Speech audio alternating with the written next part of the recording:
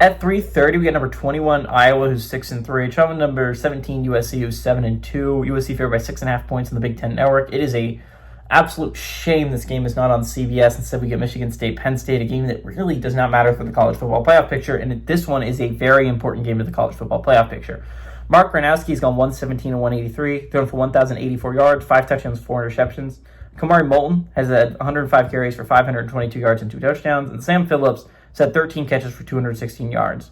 Jaden Mayava has gone 178 at 269, thrown for 2,614 yards, 17 touchdowns, 6 interceptions. King Miller's had 80 carries for 636 yards and 5 touchdowns. And Makai Lemon has had 61 catches for 937 yards and 7 touchdowns. USC is 7-3 against the Hawkeyes all time. Last game did go to Iowa in 2019. 1961 was the last time Iowa was able to go on the road and beat USC. Iowa is 2-1 in one-possession football games, but Ferentz is 1-1 against the Trojans during his tenure at Iowa.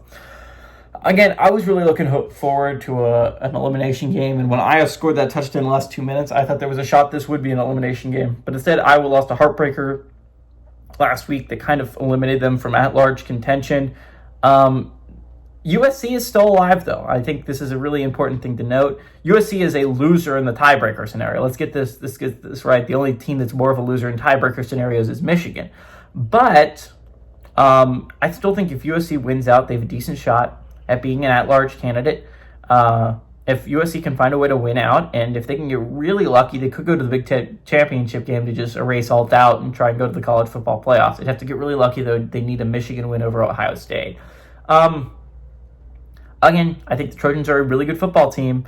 If they win out, they are in a decent spot. They're not in a bad spot right now. If it didn't come down to tiebreakers, they would be in my top 12. They have a top 12 resume in all of college football. But tiebreakers bring them down because USC lost to Notre Dame and Notre Dame lost to Miami, which means they have to be lower than Miami. So if you're USC, number one, you'd love to see a Notre Dame loss. It would break the chain entirely. You'd love to see a Miami loss. It wouldn't break the chain entirely, but at least it would help you a little bit there. You'd love to see your Trojans win, too. This is a great opportunity to get a solid win over Iowa at home. Heading into a big game against Oregon, I'm worried for a little bit of a look ahead here, in all honesty. If USC wins out, they're going to get some really, really impressive wins down the stretch. Iowa and Oregon are both very, very good football teams. These are the 2 weeks that will determine your season. If you're USC, you have to win both of these.